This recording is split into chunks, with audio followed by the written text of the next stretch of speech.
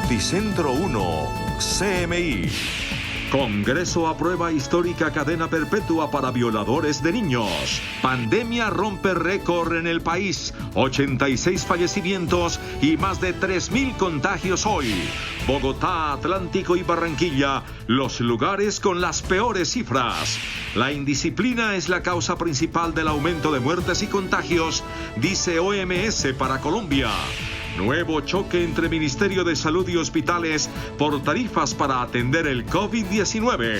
Protesta de cuerpo médico en las calles. Reclaman mejores condiciones laborales. Se derrumba la economía del país. Dramáticas cifras del DANE.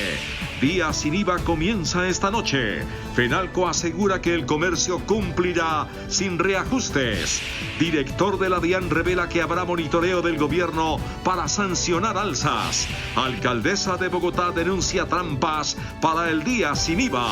Listo nuevo proyecto de reforma a la justicia.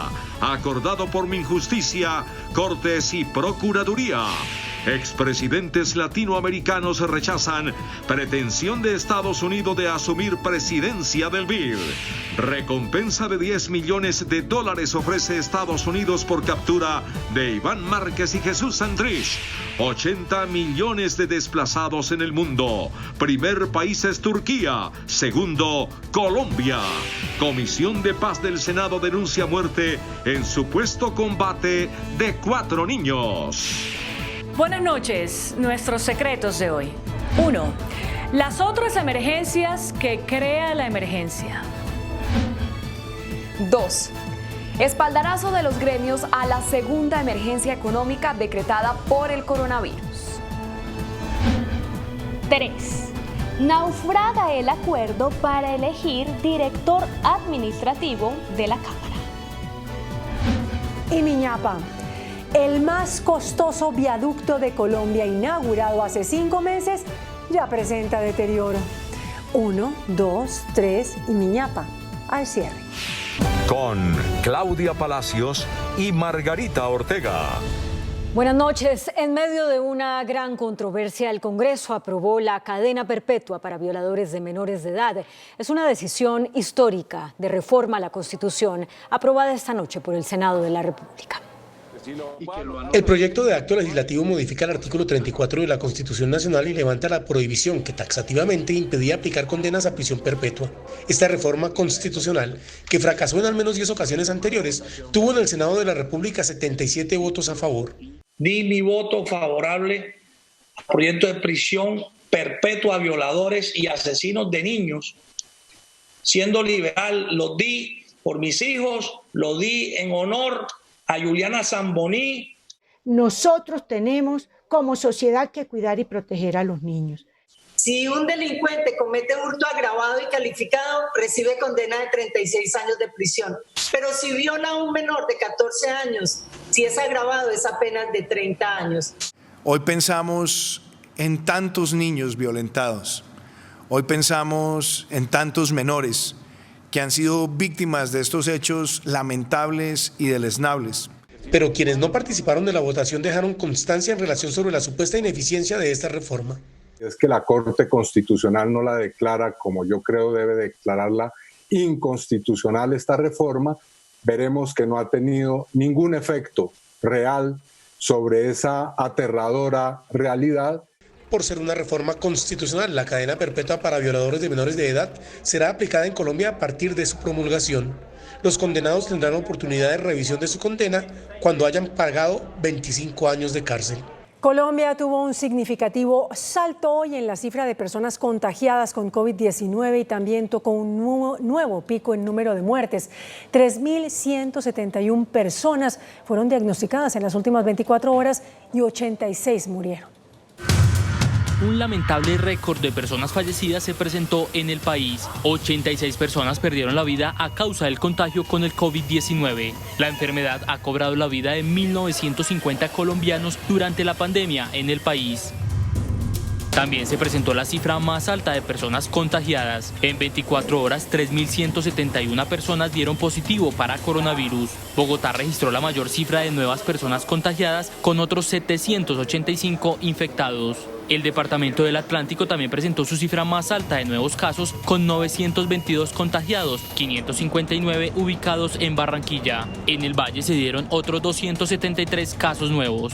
Según los diferentes modelos epidemiológicos, los meses que vendrán, julio, agosto y septiembre, pueden ser los más difíciles por el importante número de casos, por el número de pacientes que requerirán ir a hospitalización, a cuidado intensivo y por el número de defunciones que se presentarán.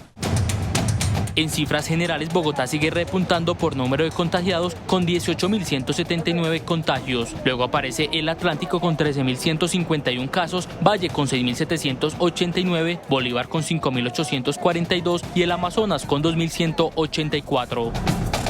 En este gráfico se observa la rápida propagación del virus. El 18 de marzo eran 93 casos, el 18 de abril eran 3.621 contagiados. Un mes después, el 18 de mayo, Colombia llegó a los 16.295 contagiados y hoy, 18 de junio, la cifra se triplicó con 60.217 casos.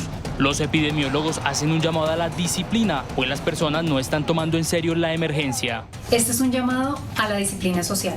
Sigamos usando el tapabocas correctamente, lavémonos las manos y mantengamos el distanciamiento social. Por favor, no bajemos la guardia. La disciplina ciudadana sigue siendo insustituible para controlar el número de afectados. 1.354 personas se recuperaron del virus para una cifra total de 22.680. Los contagios en Barranquilla están disparados. El alcalde de esa ciudad, Jaime Pumarejo, dijo que quien sea sorprendido violando las medidas de la cuarentena de manera deliberada será retenido por 24 horas. Atlántico llegó este jueves a los 13.151 casos positivos de COVID-19, 7.250 de los cuales se ubican en Barranquilla. Además, ascendió a 524 el número de fallecidos en el departamento. Solo hoy se registraron 43 de los 86 decesos de todo el territorio nacional, es decir, el 50%. A quien encontremos en flagrancia, eso quiere decir que se demuestre y que sabe que está actuando con dolo, es decir, que sabe que está poniendo personas en riesgo, lo vamos a conducir a la UCJ. Ahí podemos retenerlo hasta 24 horas. Pasará un mal rato. Incluso habría judicialización a quienes promuevan la indisciplina social. Incumpliendo las normas sanitarias, violando el toque de queda e incentivando las aglomeraciones y los contagios, esa persona, la Fiscalía, le abrirá un proceso penal, lo investigará y lo llevará ante la justicia. Por el comportamiento de la pandemia, este viernes, de la jornada del día sin IVA, solo podrán acudir a compras presenciales las cédulas terminadas en 8 y 9, pues se mantiene el pico y cédula. 10 trabajadores del Hospital San Jorge de Pereira resultaron contagiados con COVID-19. 2 enfermeras, 2 instrumentadoras quirúrgicas y 6 auxiliares de enfermería dieron positivo en la prueba. Las autoridades de salud ya adoptaron los protocolos para evitar más contagios. Y las autoridades penitenciarias revelaron que 2.336 personas privadas de la libertad han dado positivo a las pruebas de COVID-19. De acuerdo con el IMPEC, la mayoría de los 2.336 casos confirmados hasta hoy dentro de los establecimientos penitenciarios con coronavirus son asintomáticos. 2.336 han salido positivas y 5.309 han salido negativas. En este momento nosotros tenemos 17 establecimientos con casos de COVID positivo. Durante una reunión virtual, el IMPEC señaló que el establecimiento penitenciario de Villavicencio sigue siendo el más afectado con más de 700 casos confirmados. Villavicencio, Cartagena, Cali, Leticia, Tumaco y Espinal. Esos son los que tienen el mayor número de casos en este momento. Del total de personas privadas de la libertad con coronavirus, 986 se han recuperado, según señaló el IMPEC. El representante de la Organización Mundial de la Salud y asesor del gobierno para el manejo del COVID-19, Carlos Álvarez, aseguró que la indisciplina de los ciudadanos es la principal causa del aumento de los contagios. Gracias, señor presidente. El médico Carlos Álvarez, coordinador de la Organización Mundial de la Salud en Colombia para estudios de tratamientos a pacientes con coronavirus, aseguró esta noche que la tasa de contagio en Colombia sigue siendo de poco más del 1%, pero señaló que el aumento de contagiados como el de hoy obedece principalmente a la indisciplina de los ciudadanos que no se cuidan y propagan el virus. Porque si yo estoy contagiado y estoy a 2 metros de distancia, me pongo tapabocas, me lavo las manos frecuentemente, pues básicamente no voy a contagiar a nadie independiente de lo que diga el modelo. Pero si por el contrario yo estoy contagiado, no me pongo tapabocas y me voy a hacer compras, pues probablemente no voy a contagiar a 1.2 o 1.5, sino a 5 o a 10. El médico Álvarez advirtió que la propagación del coronavirus también depende de la temporada de lluvias como la que se presenta ahora en el país. Un nuevo ingrediente se suma a las controversias entre el gobierno y el sector de la salud. Una norma que fija topes a las tarifas por atención de pacientes con COVID-19 en cuidados intensivos generó el rechazo de las clínicas y hospitales. El Ministerio de Salud estableció las tarifas máximas a cobrar por pacientes con coronavirus en unidades de cuidados intensivos. Un día tendría una tarifa máxima de 2.702.000 pesos, mientras que 14 días costarían 35.126.000 pesos. Una tarifa máxima o valor máximo que las EPS deben pagar a las IPS por este tipo de servicios en los eventos en que no exista un contrato o un acuerdo entre las IPS e IPS. Los hospitales y clínicas rechazaron esta medida. Consideran que los valores no cubren los costos de atención del COVID-19 en las unidades de cuidados intensivos. La atención de estos pacientes es intensa de principio a fin, máxime cuando son pacientes complicados que requieren larga estancia y requieren observación, monitoreo y asistencia igual de intensa de principio a fin. El gremio hospitalario teme que las tarifas establecidas por el gobierno terminen debilitando aún más las finanzas de las clínicas. Y sindicatos de médicos, enfermeras y del personal hospitalario realizaron un plantón en Bogotá para protestar contra las condiciones en las que trabajan. Los sindicatos médicos volvieron a protestar en las calles exigiendo al gobierno que mejore sus condiciones laborales. En un plantón frente a la Secretaría de Salud de Bogotá, decenas de trabajadores de hospitales denunciaron que no tienen condiciones para atender la emergencia del COVID-19. A nivel nacional se encuentran municipios en donde no existen ni siquiera las suficientes camas UCI para responder a esta pandemia. 2, porque las ARLs no han asumido su principal papel, que es de dotarnos de elementos de protección personal adecuados para prestar nuestros servicios frente al COVID. Los sindicatos del sector de la salud en Bogotá piden ser escuchados por los gobiernos distrital y nacional para discutir una reforma a la Ley 100 que mejore sus condiciones de trabajo. Cientos de indígenas en Vera pasan la noche a la intemperie en el Parque Tercer Milenio en el centro de Bogotá. Esta comunidad exige al distrito que les garantice techo durante la pandemia. Después de 5 horas de caminata desde Ciudad Bolívar, 370 indígenas llegaron al Parque Tercer Milenio en pleno centro de Bogotá. Nosotros somos seres humanos que estamos exigiendo nuestros derechos. Los indígenas en Verachamí y Catío emprendieron la travesía para exigir un albergue comunal y el pago de arrendamiento por parte del distrito.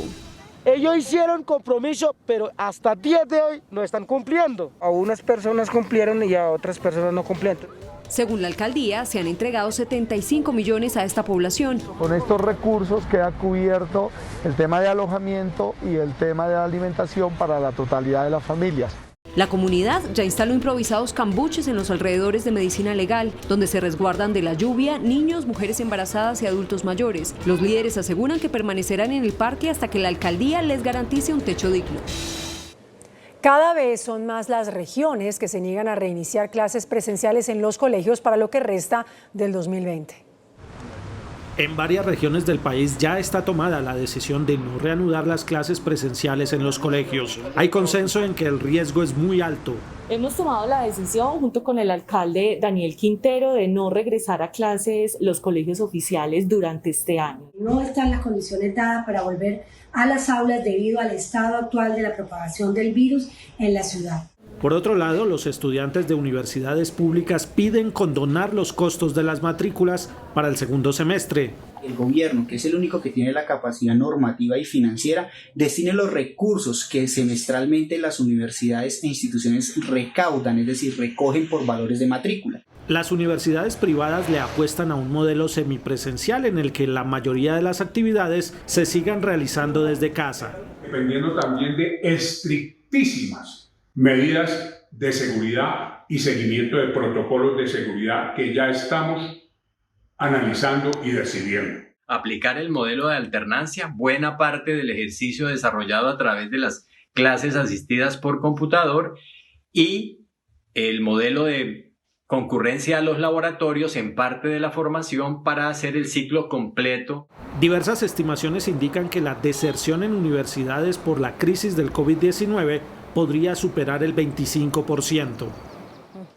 Y la Secretaría de Educación de Bogotá emitió una resolución que modifica el calendario escolar. Pongan atención, el documento otorga una semana más de vacaciones a los estudiantes de colegios oficiales.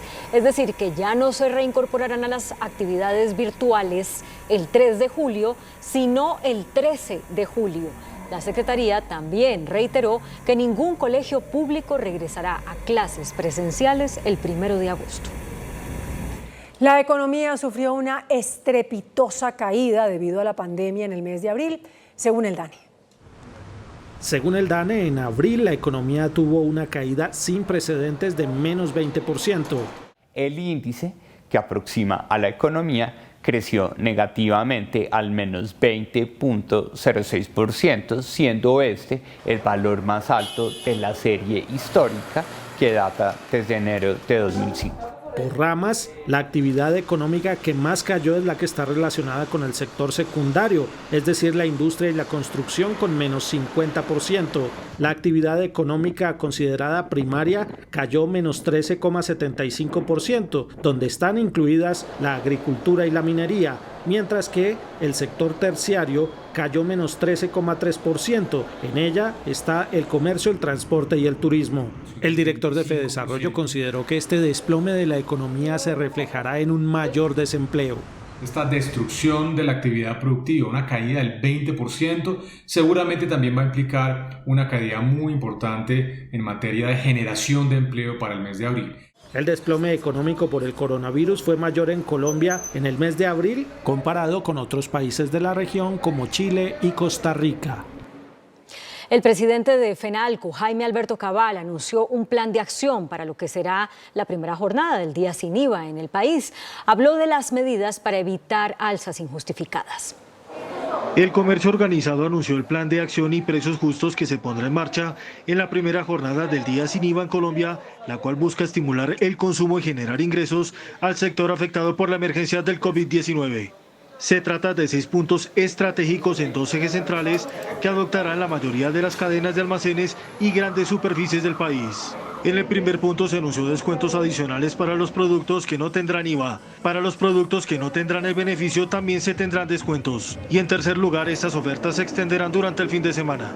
Es una gran noticia que muchos establecimientos comerciales están empeñados en hacer promociones adicionales al descuento del IVA. En el segundo eje se escogerá el precio más bajo registrado en junio para hacer descuentos del IVA. Se hará reapertura a ofertas y los establecimientos que no alcanzaron a cumplir los requisitos técnicos dispondrán de un paquete de descuentos. El dirigente resalta las medidas y rechaza los ataques en contra del sector. Si hay incremento de precios puede ser por razones técnicas o de mercado, como le hemos hecho el seguimiento desde FENALCO.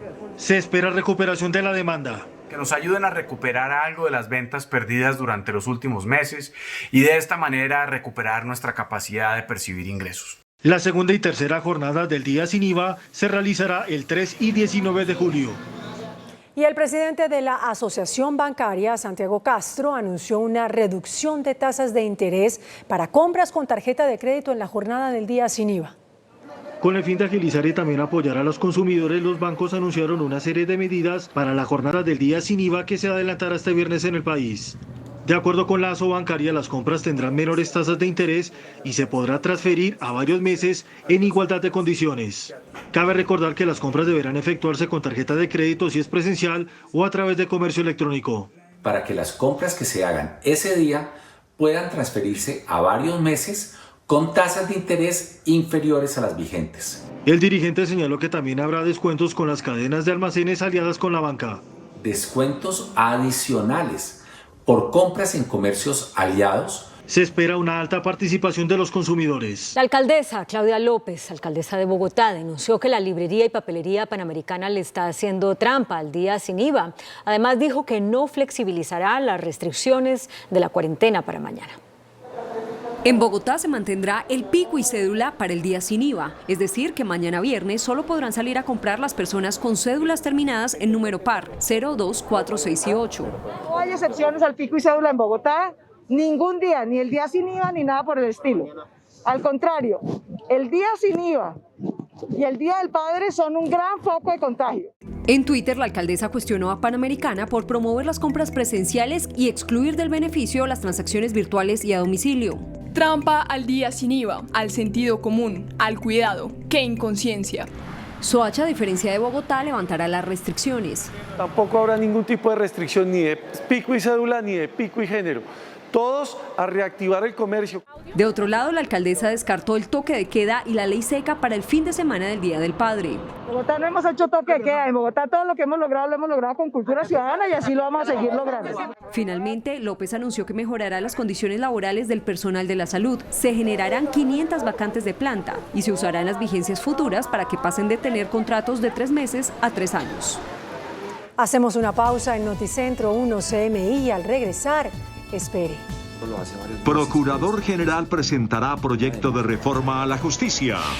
En septiembre entrará en operación el túnel de la línea para unir los departamentos de Tolima y Quindío. Expresidentes de América Latina protestan por pretensión de Estados Unidos de quedarse con la presidencia del Banco Interamericano. El procurador Fernando Carrillo presentará ante el Congreso un proyecto de ley para hacer una reforma a la justicia, luego de escuchar opiniones de las altas cortes, la Jurisdicción Especial de Paz, la Contraloría, el Ministerio de Justicia y la sociedad civil. Noticentro 1 CMI revela los detalles de la iniciativa. Este es el documento que el procurador Fernando Carrillo le presentará al gobierno y al Congreso para impulsar una reforma a la justicia. El proyecto fue redactado luego de escuchar la opinión de más de 6.000 personas, de quienes el 95% consideran que hay retrasos e inoperancia en el sistema de justicia. Una de las principales modificaciones sería la creación en todo el país de un sistema de justicia local, el cual estaría encargado de articular a todos los entes de control y a los gobiernos locales para priorizar las necesidades de cada región. El proyecto contempla modificaciones en las casas de justicia, las comisarías de familia y los centros de conciliación, con el fin de abordar los miles de casos de violencia intrafamiliar y otros casos que llegan hasta instancias como la Fiscalía y los cuales podrían ser abordados por estas entidades. Además, se contempla la creación de jueces ambientales y agrarios que atenderán de forma especial estas temáticas. Entre las modificaciones, también la Procuraduría busca que los procesos sean tratados con mayor agilidad. Lograr la celeridad y simplificación de los procesos judiciales con apoyo en la tecnología que contribuya a la efectividad de los procedimientos de resolución de conflictos. El exfiscal Alfonso Gómez Méndez propone además que se cree un tribunal para juzgar a altos funcionarios del Estado. Hay ese cruce entre congresistas y magistrados que se investigan mutuamente. Entonces, en la práctica, nadie tiene juez. El procurador socializará con el presidente Duque la próxima semana este proyecto antes de ser presentado ante el Congreso. Varios expresidentes de América Latina protestaron hoy mediante una declaración pública contra la pretensión de Estados Unidos de quedarse con la presidencia del Banco Interamericano de Desarrollo cuando termine su periodo Luis Alberto Moreno. La decisión del gobierno de Donald Trump de postular a Mauricio Claver Carón, funcionario de la Casa Blanca, para la presidencia del Banco Interamericano de Desarrollo BID, en reemplazo del colombiano Luis Alberto Moreno, mereció hoy el rechazo de 5 exmandatarios de América Latina. Dicen los expresidentes Fernando Enrico Cardoso, Ricardo Lagos, Julio María Sanguinetti, Juan Manuel Santos y Ernesto Zedillo, que con esta decisión de Trump se rompe el histórico acuerdo de que el BID siempre debe ser presidido por un latinoamericano. Esta no es solo una cuestión de alteración protocolar, es un quiebre con obvias derivaciones políticas en el quehacer de uno de los instrumentos más eficaces para la convivencia hemisférica. Y advierten que El nombramiento propuesto de un ciudadano norteamericano en el BID no anunciaría buenos tiempos para el futuro de la entidad, lo que nos lleva a expresar nuestra consternación por esta nueva agresión del gobierno de los Estados Unidos al sistema multilateral basado en reglas convenidas por los países miembros. Los exmandatarios les piden a los estados de la región que aún es tiempo de hacer ver, con argumentos y determinación, la alta inconveniencia de aceptar la imposición pretendida por el gobierno de los Estados Unidos. La ministra de Transporte, Ángela María Orozco, anunció que en septiembre será entregada la obra del túnel de la línea. El túnel de la línea, una obra que unirá los departamentos de Tolima y Quindío en las entrañas de la Cordillera Central, con una extensión de 8 kilómetros 650 metros y que reducirá el tiempo de recorrido y los accidentes en una de las vías transversales más importantes del país, por fin se abrirá al servicio en el mes de septiembre. Efectivamente, la primera semana de septiembre se inaugura el túnel de la línea, el primer componente y el túnel más importante de todo el proyecto. Vamos a entregar esa semana el túnel principal, que tiene 8.6 kilómetros, el túnel piloto, que tiene 8.5 kilómetros, y 3 túneles cortos adicionales muy cercanos. La ministra también anunció que otras obras adicionales, como la doble calzada para el trayecto entre Cajamarca y Calarcá, entrarán en operación a comienzos del año entrante.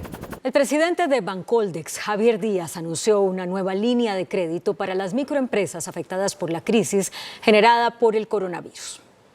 La entidad junto a Colombia Productiva pusieron en marcha la línea de crédito para apoyar a las micro, pequeñas y medianas empresas del país, esto con el fin de implementar las medidas de bioseguridad de cara a la reactivación de las compañías. Serán 7.600 millones de pesos para todos los sectores económicos y se financiará hasta un monto máximo de 80 millones de pesos por empresa. Hay que decir que esta línea es adicional a los desembolsos que se han realizado para capital de trabajo y el pago de nómina. La implementación de los recursos van dirigidos a planes de desinfección en las áreas de trabajo, a los empleados y todos los protocolos de seguridad en salud a la planta de personal. Los bogotanos deben más de 430.000 millones de pesos en multas de tránsito, deudas que podrían ser condonadas parcialmente debido a un proyecto de ley que acaba de aprobar el Congreso. Según cifras de la Secretaría de Movilidad, en 780.000 comparendos, los infractores tendrían el beneficio de descuento por una sola vez. Los morosos tendrán hasta el 31 de diciembre para ponerse al día sin intereses y con el 50% de descuento en el valor total de la deuda. El índice de capitalización de la bolsa, que mide el comportamiento de las 20 principales acciones, cerró a la baja. El índice de capitalización de la Bolsa de Valores de Colombia bajó 0,03% a 1.139 puntos. La acción de Conconcreto fue la que más subió con una valorización de 9,48% a 381 pesos. La acción del BBVA Colombia fue la que más cayó con una pérdida de 20,51% a 310 pesos. La acción más negociada de la jornada fue la de Ecopetrol al movilizar más de 14.000 millones de pesos. El dólar cerró al alza. Indicadores económicos en Noticentro 1 CMI. La tasa representativa del mercado que regirá para mañana viernes será de 3.760 pesos con 22 centavos. Los profesionales de cambio compran la divisa en promedio entre 1.350 pesos y la venden entre 1.430 pesos. Un euro cuesta 4.203 pesos. La libra de café en Nueva York se cotizó a 94,60 centavos de dólar. El azúcar se transó en 11,88 centavos de dólar la libra. El barril de petróleo WTI se cotizó en $38,84. La referencia Brent para Colombia se cotizó en $41,47. Una acción de Ecopetrol cuesta 2.115 pesos. Volvemos después de una pausa con la información internacional a Noticentro 1 CMI. Estados Unidos ofrece $10 millones de recompensa por Iván Márquez y Jesús Santrich. Ex consejero de seguridad de Trump revela en su libro de memorias detalles de la nota de los 5.000 soldados a Colombia y cómo Trump buscó ayuda hasta de China para garantizar su reelección. Corte Suprema de Estados Unidos se enfrenta a Trump y falla a favor de los hijos de inmigrantes ilegales conocidos como Dreamers. Estados Unidos ofreció una millonaria recompensa por información que permita la captura de los líderes de las disidencias de las FARC, alias Jesús Santrich y alias Iván Márquez. El Departamento de Estado de Estados Unidos anunció a través de su página web que ofrecerá un paquete de recompensas de hasta $10 millones por información para lograr la captura de Zeus Hernández Solarte, conocido como Jesús Santrich, y Luciano Martín Arango, alias Iván Márquez. El país norteamericano afirmó que continuará trabajando con Colombia para acabar con las organizaciones criminales. Estados Unidos valora su asociación con Colombia. Continuaremos los fuertes esfuerzos de intercambio de información y desarrollo de capacidades de las fuerzas del orden público de Estados Unidos y Colombia, que son esenciales para interrumpir y desmantelar las organizaciones criminales transnacionales que operan en la región. Washington acusa a estos dos guerrilleros no solo de hacer peligrar el proceso de paz, sino de tener un largo historial de vinculación con actividades de narcotráfico. El libro del exasesor de Seguridad Nacional de Estados Unidos, John Bolton, que la Casa Blanca intenta evitar que salga a la luz pública, pero que será publicado el martes, revela detalles de ese recordado día en el que Bolton portó una libreta en la que escribió 5.000 tropas para Colombia. En su libro de memorias titulado The Room Where It Happened, la habitación donde sucedió, destaca un capítulo completo al asunto de Venezuela y en él sobresale la historia de los 5.000 soldados que Trump quería enviar a Colombia. Íbamos a anunciar las sanciones en la rueda de prensa de la Casa Blanca, pero antes fui desviado al Salón Oval. Trump me preguntó si deberíamos enviar 5.000 soldados a Colombia en caso de que fueran necesarios, lo cual anoté debidamente en mi libreta amarilla.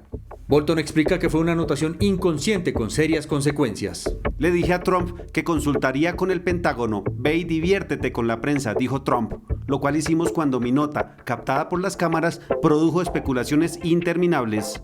El ex asesor también señala que el entonces canciller de Colombia llevó un curioso regalo tiempo después del incidente. Unas semanas después, el ministro de Relaciones Exteriores de Colombia, Carlos Trujillo, me trajo un paquete de libretas como las que tenía en la sala de reuniones para que no se me acabaran. En sus memorias, John Bolton afirma que Trump no es apto para ocupar la Casa Blanca y asegura que vendería su propia alma por asegurar su reelección, incluso pedir ayuda a China para lograrlo. Una investigación europea concluyó que el tipo de sangre está relacionado con el impacto que tiene el COVID-19 en cada paciente. Según un estudio publicado en la revista New England Journal of Medicine, elaborado por médicos de 7 hospitales italianos y españoles, uno de los factores que influye en la variabilidad de la gravedad de la infección y que se ha encontrado puede ser el grupo sanguíneo.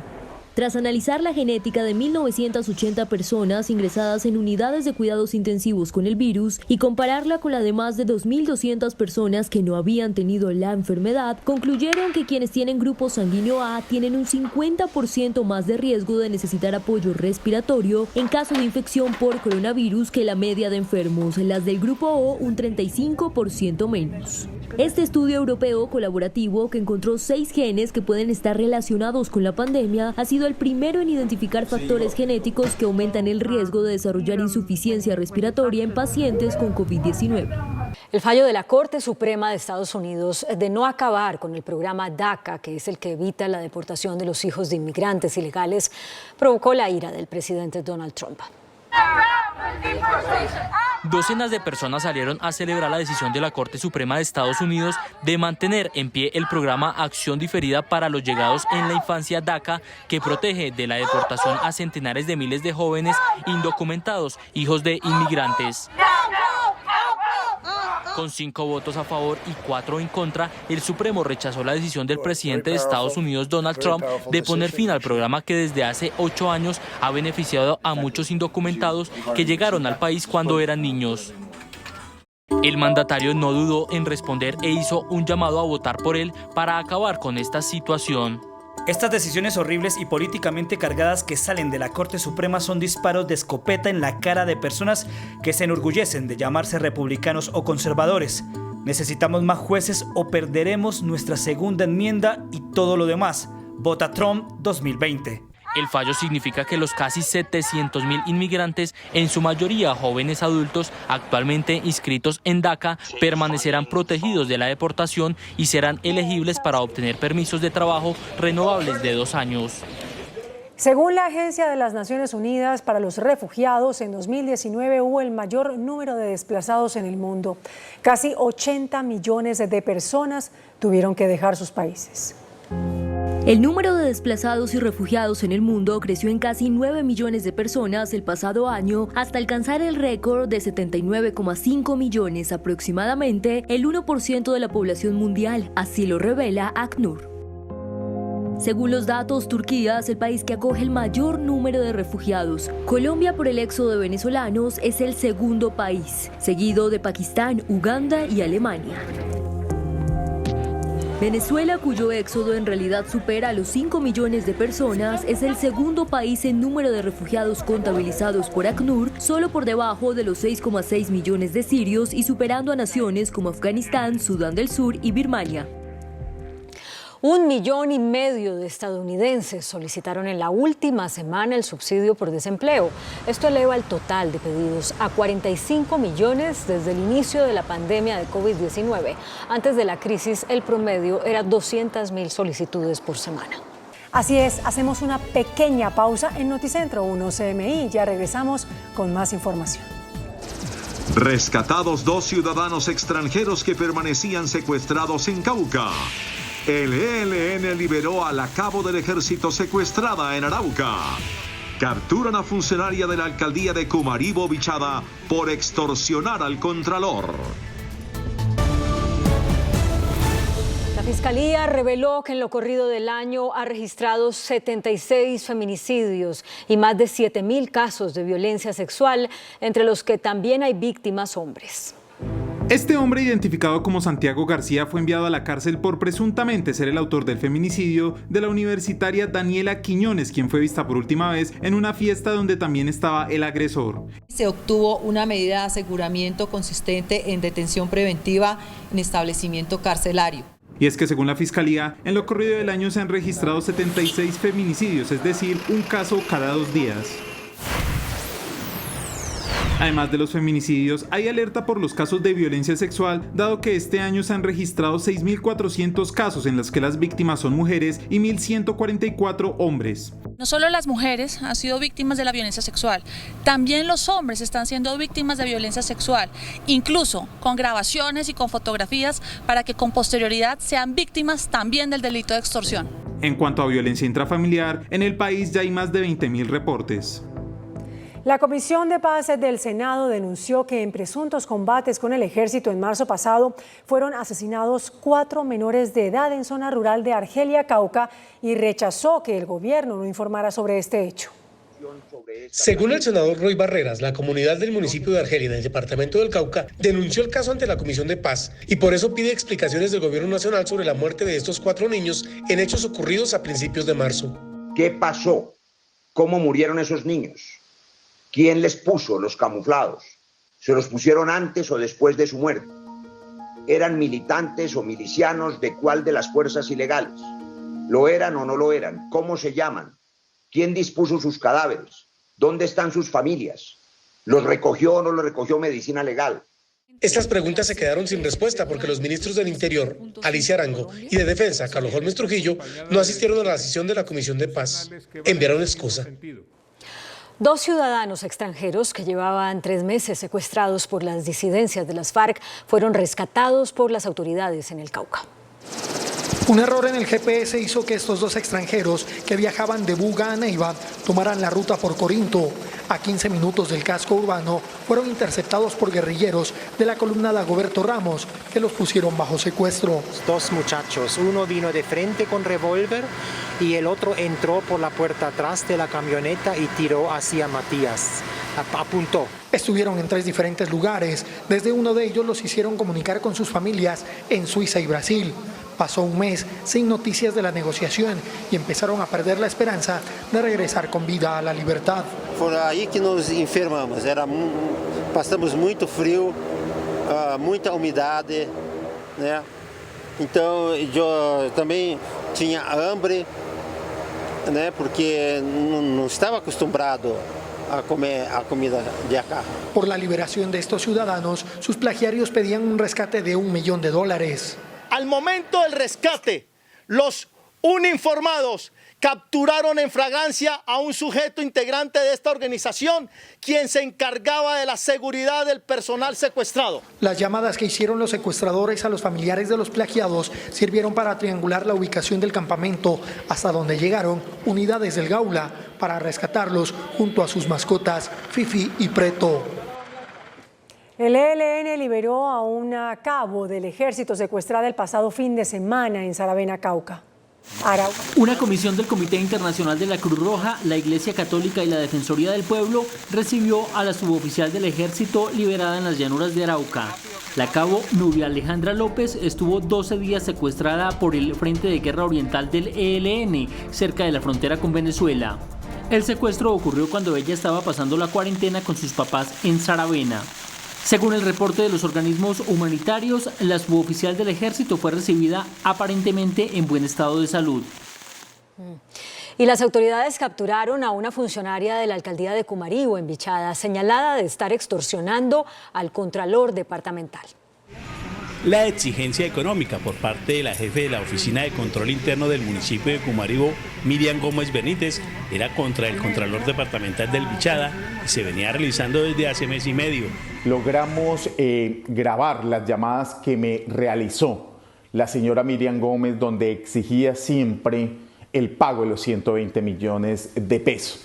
Por no abrir unas investigaciones por algunos hechos que el señor Contralor en el periodo pasado había trabajado en el municipio de Cumaribo como personero.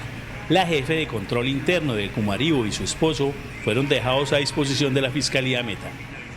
El director de la Oficina de Naciones Unidas contra la Droga y el Delito, Pierre Lapac, explicó las razones por las cuales Colombia está produciendo más cocaína pese a la reducción del número de hectáreas sembradas con hoja de coca. Según el monitoreo de la ONU, los narcotraficantes lograron aumentar el potencial de producción de cocaína con mejores semillas y cuidados profesionales a las plantaciones de coca. Hay menos mata de coca, pero utilizan fertilizantes, utilizan productos químicos para matar a los insectos. Quiere decir que vamos a tener más hoja sobre menos hectáreas. Y cuando hay más hoja, quiere decir que hay una producción, un rendimiento más importante de clorhidrato por hectárea. La ONU recomienda mantener simultáneamente la erradicación forzosa y la concertada, en los dos casos ofreciendo alternativas a los campesinos. Quiere decir que se necesitan de cambiar la vida de la gente para que no resiembren, porque si no, no va a servir para nada todos los esfuerzos que la fuerza pública está haciendo todo el año. En Colombia hay 150.000 hectáreas sembradas con coca. El potencial de producción de cocaína es de 1.137 toneladas al año. Por no presentar los informes de ingresos y cuentas de campaña, como lo ordena la ley, el Consejo Nacional Electoral abrió investigación contra 9.537 candidatos de diferentes partidos y movimientos políticos. La decisión del Consejo Electoral también cobija a las agrupaciones políticas que les dieron los avales a esos candidatos para las elecciones regionales de octubre de 2019 y que no hicieron seguimiento a sus reportes de cuentas. Los partidos políticos con más candidatos investigados son Partido Conservador, 1.346, Partido Colombia Renaciente, 1.261, Autoridades Indígenas de Colombia, AICO, 1.258, Polo Democrático, 1.202, Partido Alianza Verde, 1.181. De igual manera, se abrió una investigación también a un grupo muy importante de candidatos avalados por firmas, es decir, por grupos significativos de ciudadanos que también incumplieron con esa obligación. Hasta ahora, el total de candidatos investigados es de 9.537, de 13 partidos políticos diferentes. La Corte declaró inconstitucional uno de los decretos de la primera emergencia económica establecida por la pandemia del COVID-19. La norma reducía la cantidad de horas de producciones nacionales que deben transmitirse en los canales de televisión. Según la Corte, el decreto nada tiene que ver con la evolución de la pandemia. El presidente Iván Duque presentó hoy la iniciativa Buena Gente. La estrategia hace parte de una campaña que encabeza la primera dama, María Juliana Ruiz, para fortalecer la seguridad alimentaria de las poblaciones más vulnerables del país afectadas por la pandemia del COVID-19.